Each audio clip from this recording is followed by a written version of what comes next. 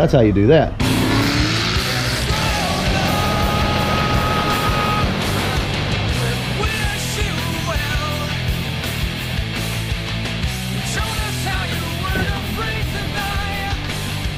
Here we go. Here's Yelawolf.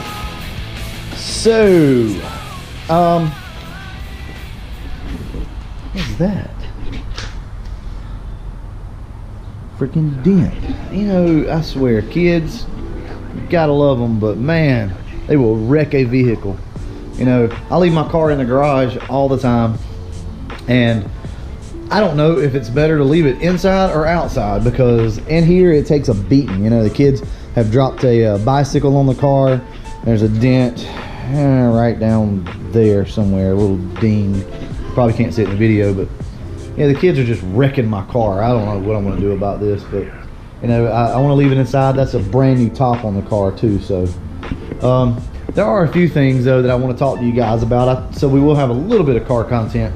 We're probably not going to drive the car today or do anything like that, but so these are my thoughts with the car. Okay, as of right now, the car's not fun to drive. Okay, so for those of you that are new to the channel, let me kind of go over what's been done to the car. I'll tell you what, let's pop the hood, kind of unedited. Okay, we're just going to kind of go with the raw footage today.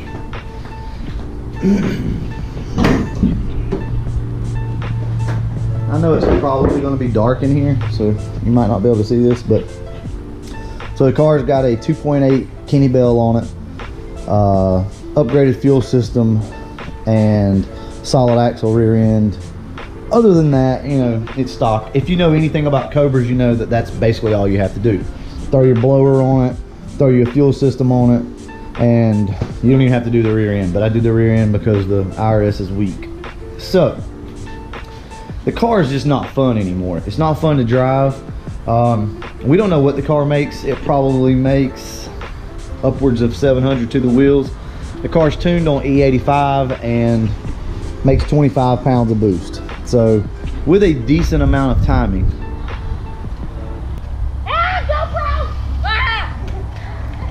20 minutes later. That's how you do that. Makes a decent amount of power. It's just so hard to drive the car. It's so hard to enjoy it. You know, it's got a set of Hoosiers.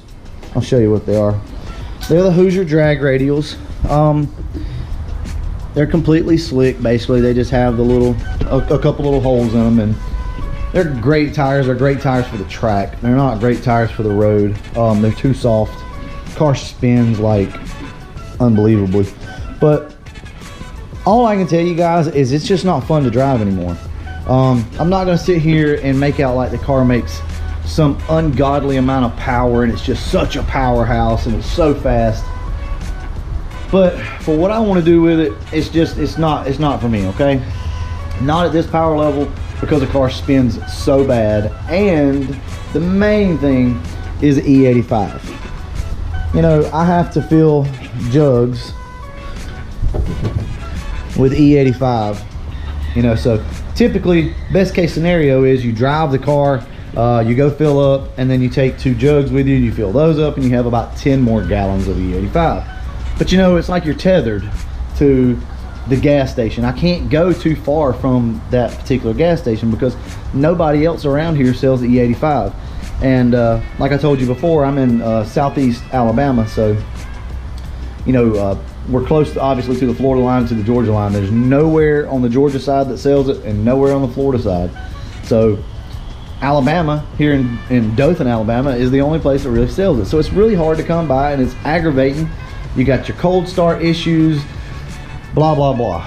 Now, am I telling you that I'm gonna take the blower off this car and put a stock blower on it?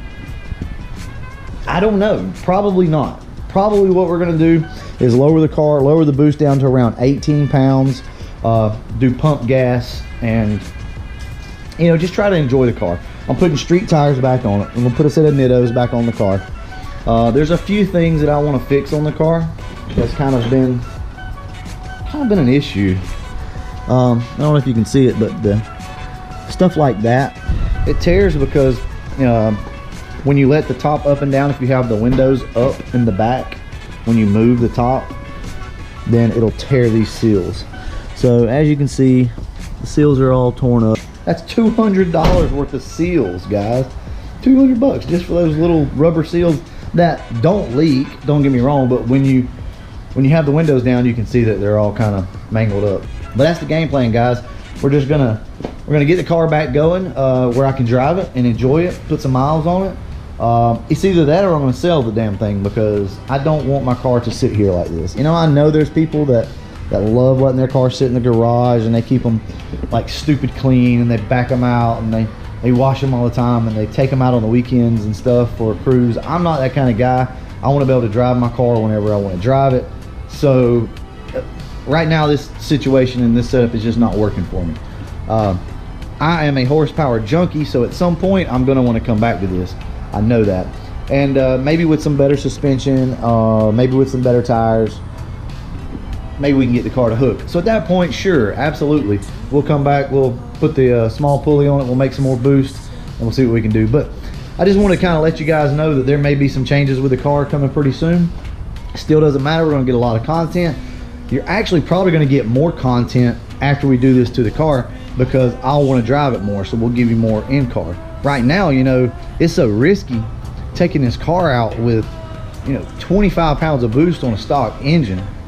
Even with the E85, I mean, you run the risk of popping the motor every time you take it out. That's gonna wrap it up today. So thank you guys for watching. Sorry there's not a lot of content, but hey, at least you do know that there's gonna be some changes coming up here real soon with this car. So thank you guys. Peace. When you boil it all down, what does a man really need? Just a smoke and a cup of coffee.